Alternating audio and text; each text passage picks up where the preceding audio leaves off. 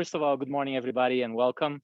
Thank you so much for joining us once again. And Diego, it all started because Titi wanted a proper reception. That was how the conversation began about, maybe we should do some refurbishment in Chilca because I really want a reception. I don't like the way we are welcoming our guests. So, okay, Titi, well, maybe we can do a reception. It ended up becoming a full refurb of the entire lodge. And and here I am. And we'll be going through a few of the details. Hopefully the connection will remain stable and I'll be able to, I'll move little. I'm not gonna show everything live because if not, the connection might break. But I do have some images, some of the new images that we shared this morning with you all that I'm gonna start presenting now. Okay, I just wanna make sure that it's working. So Diego, Tad, Can you guys reconfirm? Cool. Yeah, fantastic. So yeah, well, this is the new look, as you can see. And some of you might know, well, what is a canoe making in the middle of the Andes at 3,500 meters? Well, that's part of my Amazon legacies with the Waurani. That's a canoe that never made to the Waurani Eco Lodge, unfortunately. So I finally found a place for it to be. And so it's part now of my own personal story with business and tourism here. And we decided, and I was allowed to bring it in the middle of Titi's garden. So that's kind of the look and feel of it. And that's actually one of the few images we just took a few weeks ago when the work was completely done. So first of all, I think it's important just to say where we are at, right? So for the ones who haven't been here and don't know more about Chilcabamba, we are at 6 kilometers from the northern border of Cotopaxi National Park. You see on the background this beautiful, perfect cone-shaped snow-capped volcano, the highest active volcano in the world, Cotopaxi. As you know, I have my Jasci moments, and this was one of the interesting decisions that I've made in my life, building and buying a property right in front of the highest active volcano in the world. But it is a beautiful viewpoint, so who cares, right? We have the most amazing viewpoint from the volcano from here, only 6 kilometers away from the border. Very early today, I endured on a mountain bike ride around the neighborhood, and easily ride just at the entrance of the national park. So this is kind of the northern view of the property. We have a couple of hectares, but the buildings that you see here, you see the main building, which is the one further north on your screen, is the social area that I'm seeing right in front of me. And you have a couple of the buildings where the family rooms are in the left and the double rooms and the suite are on the right-hand side. Let me see here. I have trying to pass this slide here. And this is the other view, right? This is the southern view of Chilcabamba. And I think one of the most amazing things that we have on this nice property is the surrounding area, right? We are nested in the center of this beautiful valley. We have Cotopaxi in front of us, north. We have Pasochoa that is down here on the end of this photo. Pasochoa, which is a very easy summit that we usually do with our clients doing the lodge to lodge treks, and is actually a summit that you can do right from Chilcabamba. Is only at 4,200 meters. Going back to Inca Trail is on the Dead Woman Pass altitude, which is somehow easy, right? But this is kind of an easy mountain to climb, not non-technical. It's just a walk in the park for people who love mountains and trekking. And on the other side, you have Rumiñahui and you have Sincholagua. So it's actually a very nice place to be located because we are protected and surrounded by these mountains. And even though today is not a beautiful day in terms of sunlight and blue skies, as you can see, there is very little wind around here. And that's usually what happens in Chilcabamba, and the situation of being very protected by this landscape. So these are drone shots of the property that gives us a very nice sense of place on where the lodge is located. And this is the view, right? This is like I try to tell my Santiago, this is the money shot, right? And this is exactly where I'm sitting on, right? This is the view that I should be having now. Right now, I don't really have the view of Cotopaxi because the weather is not, early in the morning it was good, but now, you will see, the restaurant area, and Cotopaxi should be down there. So one of the cool things about these new features that we are making the most of the views by creating these terraces in 2 of the rooms, one that I'm sitting on, and you're seeing now. This is something that we didn't have in the past, which is the terraces with access to the rooms that I'm going to show you in a few minutes.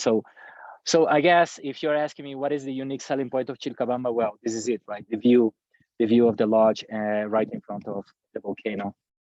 And then you ask me, well, Jasci, and what happened with the thatch roof? It was so charming and beautiful and romantic and everything, right? And yes, it was probably the hardest decision we have made with this lodge, right? We had this beautiful, and this is up on the left screen, you have a beautiful shot of a recently put thatch on the lodge, right? And this lasts for a week, right? It looks as beautiful as it is for a week, and then the wind and the rain starts taking a lot of this thatch away.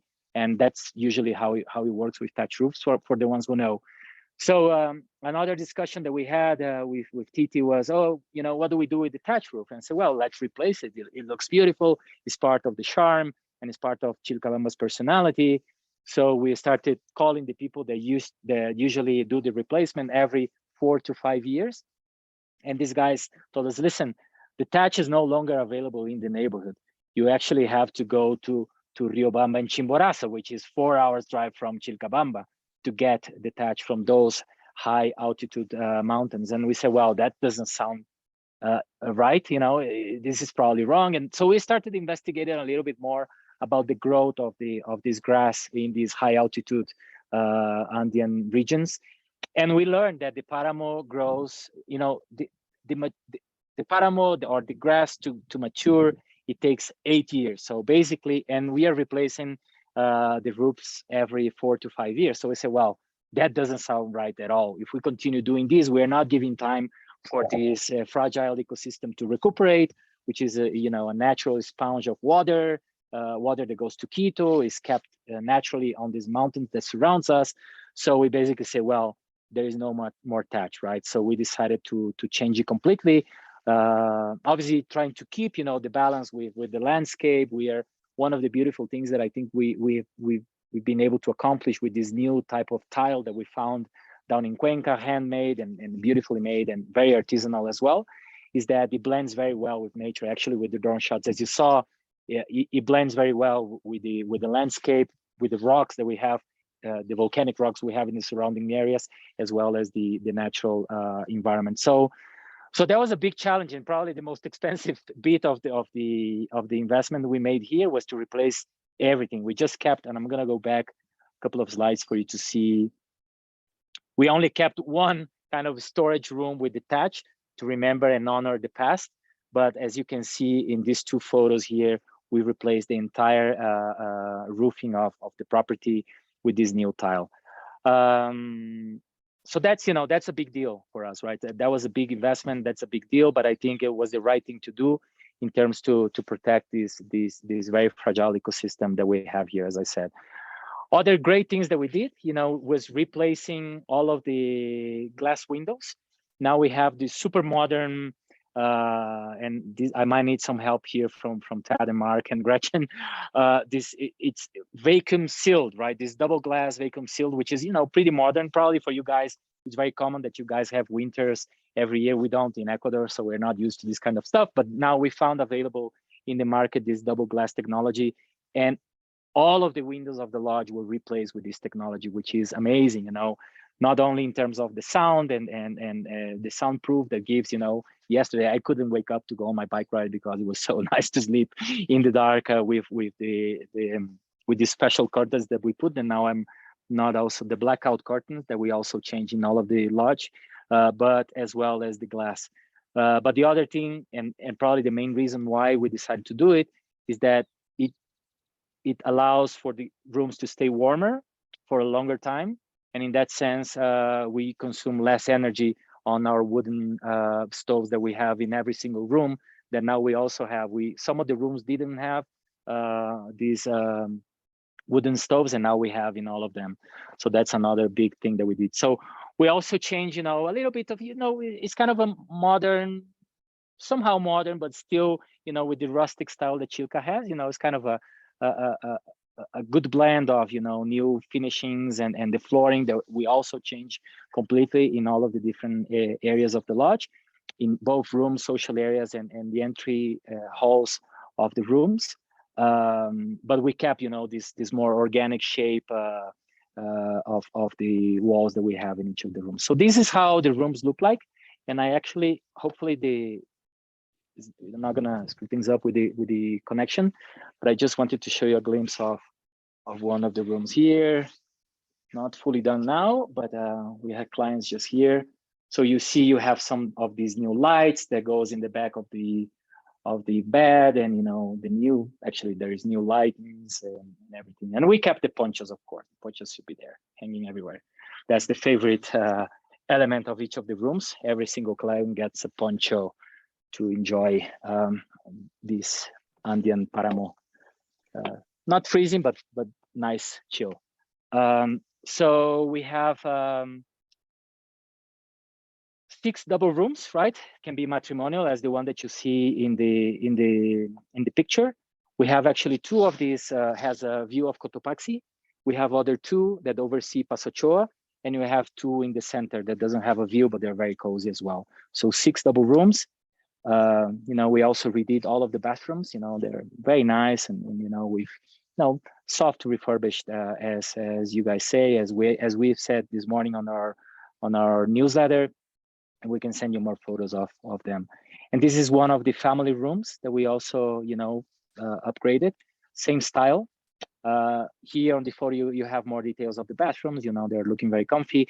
Some of the terraces, actually I'm sitting in one of these right now, as you can see. And this is the view of, and up on the left, you have the photo of one of the family rooms that have this little, going back to the family rooms, we have 3 of those, I'm sorry.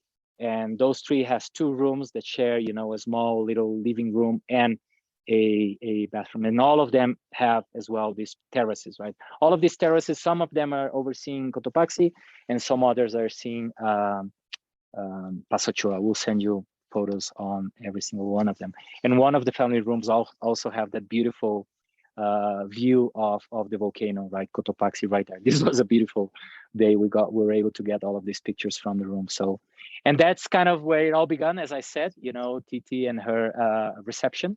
Now we have a beautiful reception that she's spending a lot of time there. She's very happy with it. And I'm gonna slowly move towards the reception, and hopefully some of the team will pop up and say hi. If not, I'll continue. So now I'm moving to the central garden, where all of these 3 buildings connect, right? The social area right here, restaurant, the double rooms here. You have back there the suite. We have one beautiful big suite, and over there, the family room. So I'm gonna put myself here. Probably it's a little bit low, and now you're gonna have a lot of. No, I'm gonna stay right here. So as you can see here, you have the reception area, and the team, right? So we kept during the pandemic, and I'm very proud of these to be able to keep our staff. That's Eugenia and Titi in the photo. They should be somewhere around here. Jose, we have Alberto, we have Carlos working here, all from the local community, which is great. We've been hiring more people lately, which is great. Post-pandemic times. We don't talk about pandemic here, but it's good to have. It's not only we're able to keep our staff, but bring more people aboard, which is great. And some of you might know Alvaro, right? My chef brother, and he was very kind during these past few weeks to train our team. So we have a completely redone menu. So we have all of these nice little dishes with obviously trout and all of the local goodies that we can find in the neighborhood and surrounding area, but brought to these modern techniques, but also apply to the skills of our team. So everything is done by our own local team, but with some guidance of some VIP helps that we can get here, luckily thanks to Alvaro. And this is the new look and feel of the restaurant. As you can see now, it's a lot bigger than what it used to be. Down there, for the ones who have been here, used to be a kind of a social area as well. So now we extended all of the restaurant all the way down to the windows that oversee Cotopaxi as well. And we connected. So this is the other angle of the restaurants. You can see we put some booths here and then some tables in the center.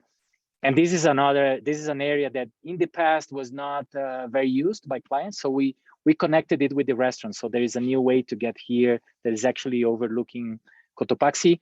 And the cool thing is now it's more connected. It makes more sense. People are finding it more easily. So now we're having a lot of people enjoying this kind of social area. Up there, you have a kind of a game room for kids. And below here, you have a few comfortable couches to hang out and see Cotopaxi, this is the view, right? This is the view that we have from both restaurant and social restaurant area. For some of you who have been here, we redid the fire pits with kind of this wooden, with this stone kind of construction with some the rocks to lay in our bags. I'm missing the words now, but this is the view, right? So you can actually enjoy your s'mores or using this as your viewpoint in the outside, but also enjoying the views from the inside, which these big windows that I'm gonna try and show you. So in a summary, obviously it's not all about the lodge, but it's also about, I'm sorry, I miss you guys. It's not also about the lodge, it's about, what you can do. And so the horseback ridings inside the national park with Rafael, our local partner, is very popular. There's more time, and the hikes, as I said, to Pasochoa. We have obviously cooking classes at the lodge and relaxing at the fire pit. We have the fishing trouts here for families, very popular with our neighbor right here across the block. We have some stuff in terms of with the cattle here. You have some milking lesson with our neighbor, and then going into the national park, mountain biking, summiting Rumiñahui, very easy, summiting Pasochoa, doing some mountain biking, and the Pita River, which is an important destination for us. That is a river that feeds of water, potable water for the city of Quito, and that is an area where we use a lot for the educational experiences in Pita, and Canela here is making some noise. So yeah, guys, so we have some time for questions if you would like. I don't know, Ted, Diego, if you have some questions for me, and anyone would like to make some questions. If not, I can try and move a little bit towards the inside to see if we can get a glimpse of the social areas. Yes, I think we can see the insides. And yeah, Tad, I don't know if you had any question. No, I just have to say, wow, Jasci, and congrats to you and TT for the transformation of the lodge. I was there back in, when was that, Jasci? October. Yeah. And to prove that I was there, you mentioned the ponchos, which are always fun and always warm. There you go. Group all ponchoed out after a great day of adventures in the park, and yeah, it just looks absolutely extraordinary. This mountain lodge transformed, still very cozy and warm, clearly, but more with a modern or kind of a rustic chic boutique feel to it now, which I think is exactly what was needed. So I'm excited to get back. Hopefully we're talking about a February trip with my family to visit your family. So save the family suite for us in a few months' time. Yeah, wonderful. We have one question from Renata, and she's asking if the lodge is all inclusive, meals and activities, and if the guests can keep the ponchos. That's a good price, Renata. Yeah. You can buy the ponchos, Renata, of course, with our little logo there if you want to. We do have we don't sell kind of packages all inclusive. You can book the night, and usually we obviously recommend dinner to be included because there is no restaurants, as you saw from the drone shots around. So that's a must. But usually, you know, for lunchtime, people are usually away. They grab their box lunches and they go into the national park, or they go hiking and exploring. So ideally, we would prefer people to be enjoying the outside and just come later in the evening to enjoy the property, the fire pit, the s'mores, and dinner. Awesome. Yeah, we have another question from Vanessa. How long do guests usually stay? That one is a good question. Oh, excellent question. Yeah, we are, you know, the usual, you know what the deal is with Ecuador and the competition with the Galapagos Islands and the times, right? But we are experiencing a lot more stay in Ecuador mainland. And I would say, you know, a few years ago, one night is kind of the common thing. We just have some guys here who've been staying for 3 days, but I think the average will be 2 nights over nowadays. 3 nights will be, you know, a lot more complicated when there is so many other nice places to see and experience, like Quito, or traveling down the Volcanoes Avenue down to Cuenca and Guayaquil, or a few days in the Amazon. So, you know, a couple of nights will be good enough to be able to, you know, to experience the property, to enjoy the property, as well as the activities inside the national park. But if you have trekkers that are interested in trekking in the area, or certainly if they're mountain climbers and want to attempt to summit Cotopaxi, there's no better home base than Chilca, with, as Jasci showed in one of the photos of Pasachoa behind, but there's so many other great training peaks for Cotopaxi, whether you're going to try to summit it or just go to the snow line. So for your trekking clients, you know, Jasci, you could spend a week at Chilca and climb all of the surrounding peaks, and then attempt Cotopaxi. But certainly 4 or 5 days, if you have trekkers, it is truly a trekking paradise. Not to mention the horseback riding, the mountain biking, the gentle hikes to the Pita River. So for your trekkers, I would say a longer stay would be ideal.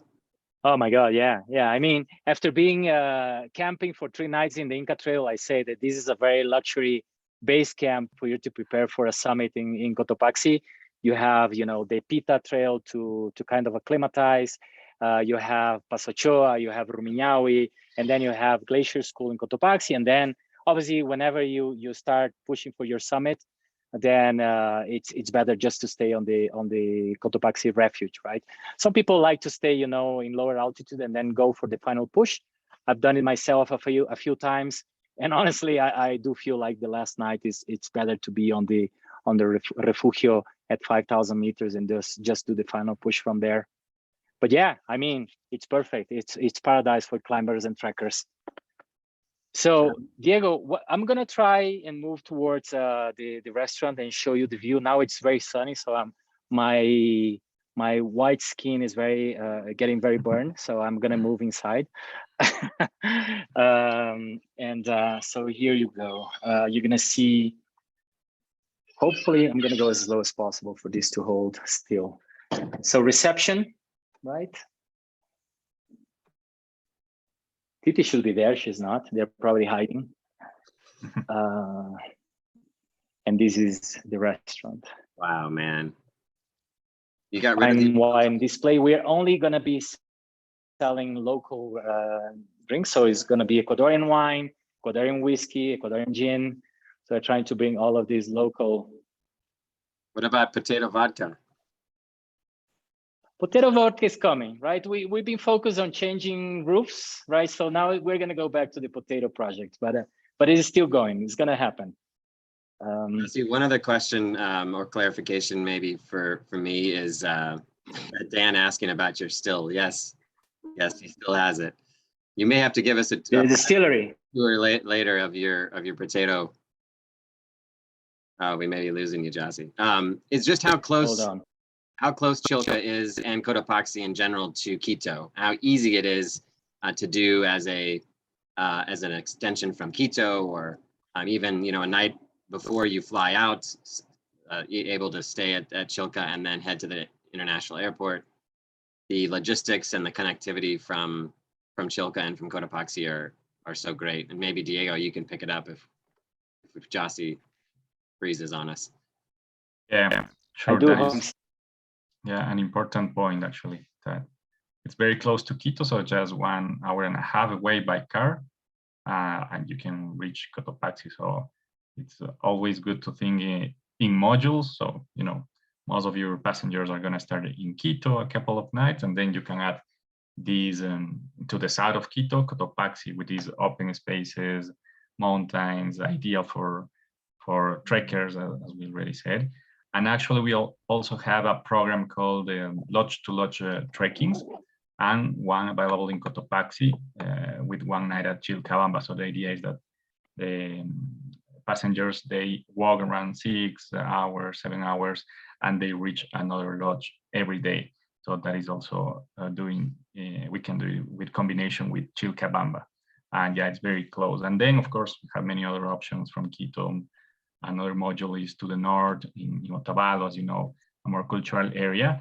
But this area near Chilcabamba is all about the mountains, the open spaces. You can reach the snow line, Cotopaxi, and a lot of activities like mountain biking, fishing, hiking, of course. So it's a great adventure. Absolutely. Well, we may have pushed the remote Wi-Fi to its limits there, but I think we got the best out of Jasci with those new photos and the tour of the lodge. It just looks amazing. Diego, thank you guys.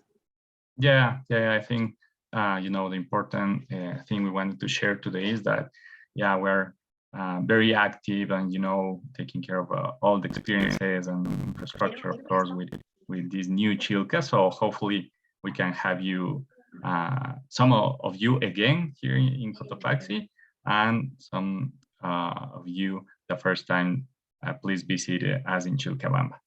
So yeah, I think Jasci won't connect again because of the remote Wi-Fi, but well, we have another question as well from Vanessa.